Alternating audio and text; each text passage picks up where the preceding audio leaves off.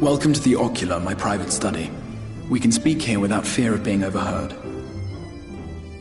I have much to explain, but the truths which I must touch upon in doing so would cause only distress and confusion to the people of this world. Pray keep that in mind. Now, I am sure you are desperate to know the fate of your fellow Scions. To put it simply, they are here in the First. Their arrival, however, was not as recent as you may imagine. Here, time flows at a different pace from that of the Source. In the space of a single hour in your home world, an entire year might pass in the First, and the reverse could also be true. The pace fluctuates without rhyme or reason, and it cannot be predicted. That said, we seem to be entering a period of near equivalence, and thus, for the moment, you need not overly concern yourself with the passage of time. As for your companions, however, Y'shtola and Urianger have dwelled here for 3 winters, all told, while Thancred's count stands at 5. Even our more recent arrivals, Alphino and Alizé, have lived in the First for almost a year.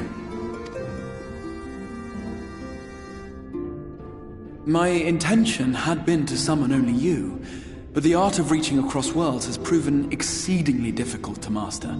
Thus it was that my fumbling hand closed upon those to whom your fate is most closely bound as well. As they were not the object of my summons, their transference was incomplete. Though they may appear to possess corporeal bodies, they are, in truth, merely spirits that one can see and touch. Consequently, while you yourself will be able to pass between worlds with relative freedom, they will not. Much as it grieves me, they are stranded here, unable to return.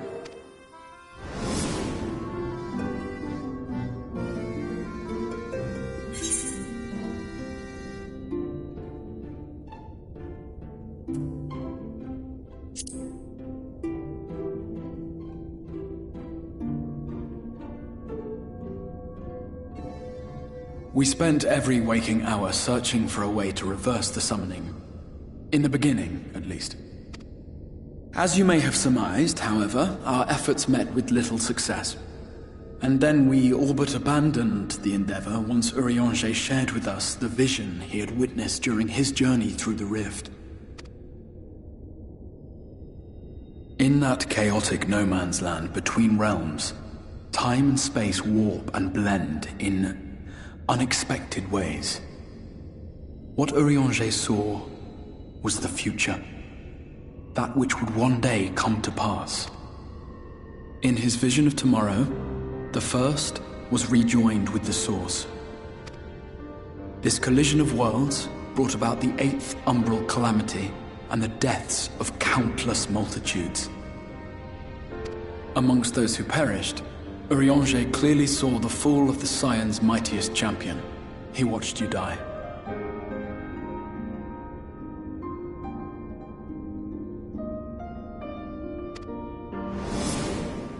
And thus did the Scions embrace their exile, and began searching this world for a means to forestall the coming catastrophe in yours. Their souls are stranded in the First, yes, but they have fought on, desperate to save their home and you from destruction. Nor have their efforts been in vain, for it was they who finally established that the elimination of the Sin Eaters will indeed serve to prevent the calamity. Considering these circumstances of our meeting, you would be forgiven for doubting my version of events. And so, before all else, I would suggest you track down your comrades and hear the tale from their lips. I shall of course be happy to assist in these reunions, and you need not make any decisions regarding your involvement until you are certain of where you stand. Meanwhile, I promise I will not rest until I have found a way to help your friends return home. What say you? Have I earned your trust for the moment, at least?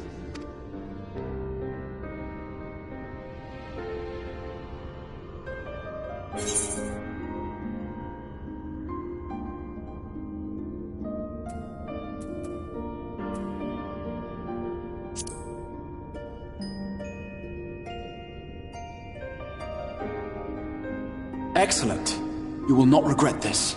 With that settled, we shall have to see about getting you ready for the road. Traveling across the rift has no doubt left you weary. I will arrange for a room where you might rest in comfort. While it's being prepared, perhaps I can show you around.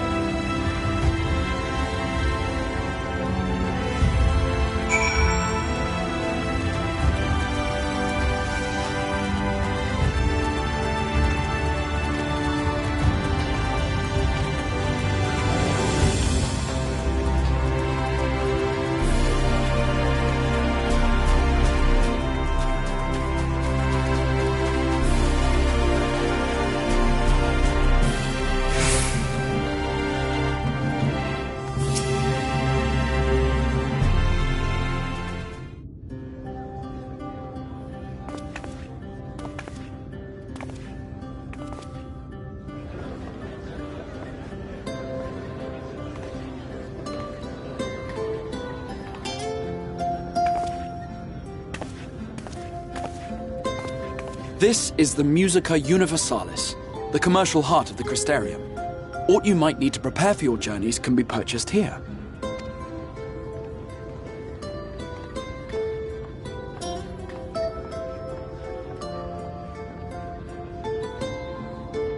Ah, yes. You must be curious about the currency.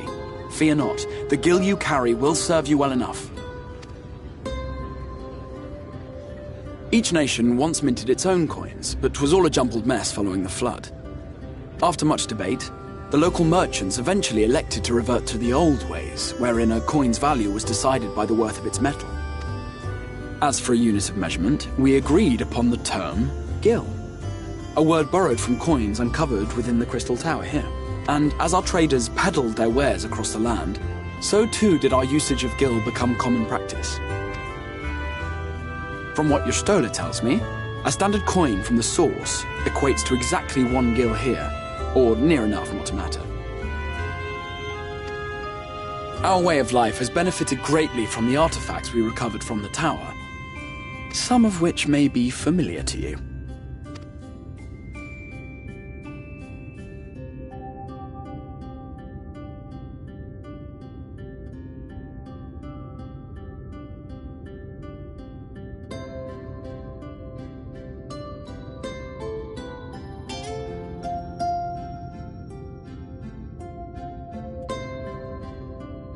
But I fear it would not be practical for us to provide everything to which you are accustomed. You shall need a means to access the commodities of your homeworld.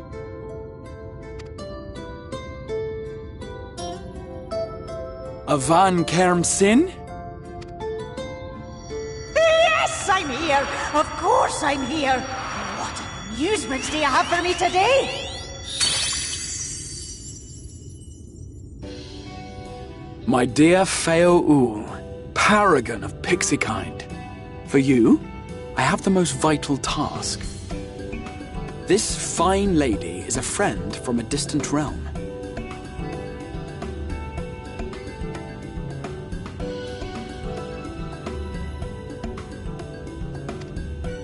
And we have need of a means to ferry things back and forth from her home. Might you be able to assist us in this matter?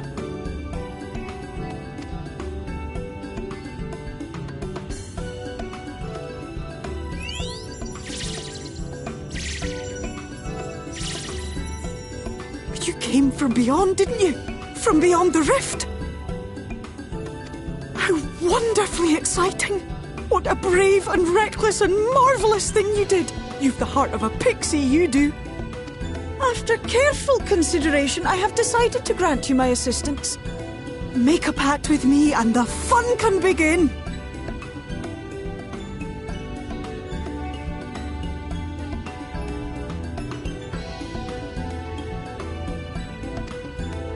But answer me this, traveller. Did your garments come with you when you crossed over? Your teeth? Your nails?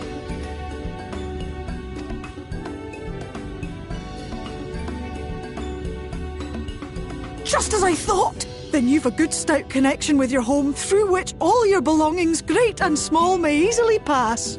From this moment forth I will be your isne fis, and you my snay yak. Like the branch which sprouts from the sapling, our bond will flow unbroken from one to the other.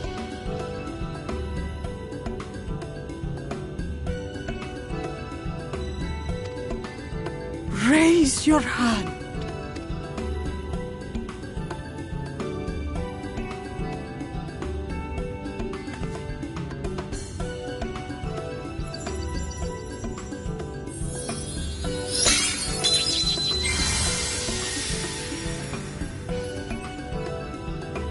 Tis done. We are bound now, dearest sapling. Come then. Make your request. Tell me your desire. I wish to visit this world of yours.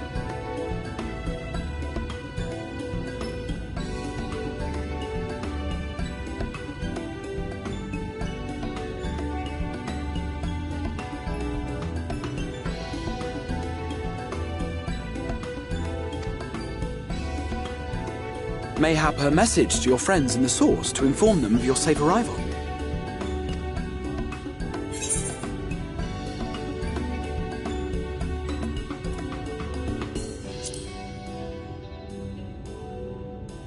Consider it done.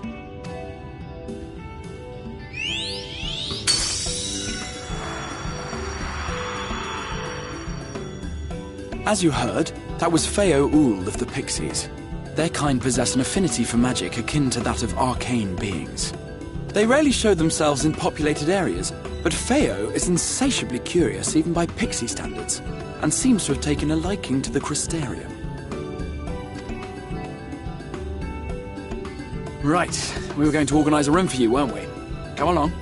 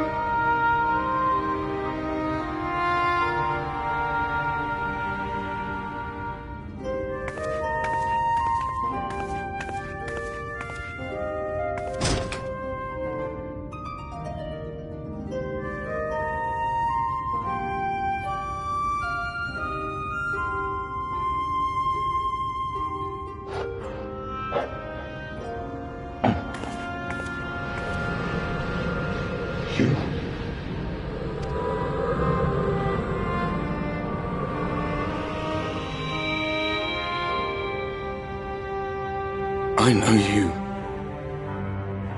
You're the warrior of light from the source.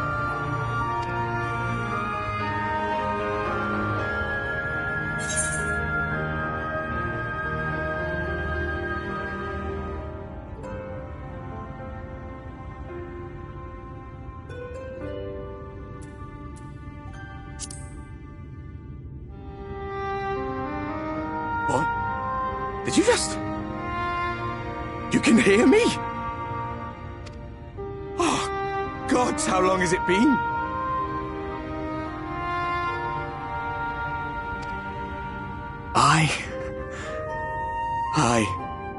That was what I called myself in your world.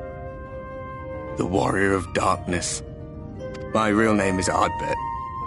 I used an alias in the source. A daft one, looking back.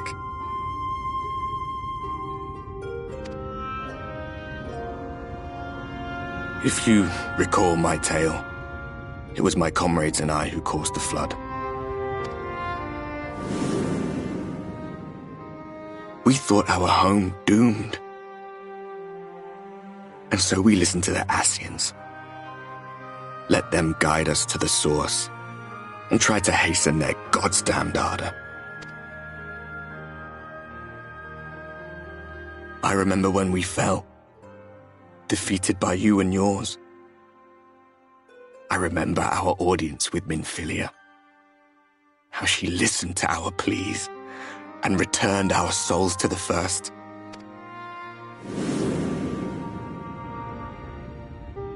The flood was poised to swallow Norvrand. Minfilia and my friends, they surrendered what little they had left to hold it back. Just faded away, leaving me to bear witness.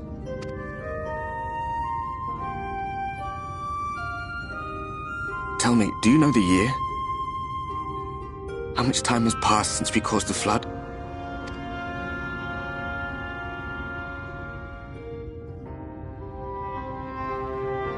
100 years. 100 long years.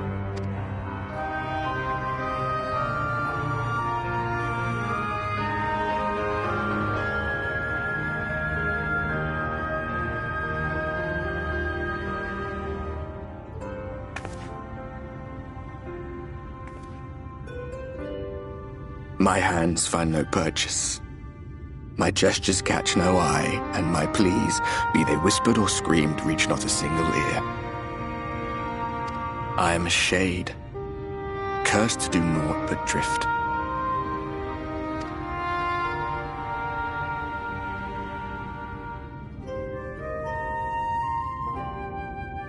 I feel as if I've been walking forever. I hardly noticed when my mind and body began to fray at the edges. Then bang! My senses were sharp again. I felt like a fish being reeled in, and before I knew it, I found myself in this room. Why is it that you can see me?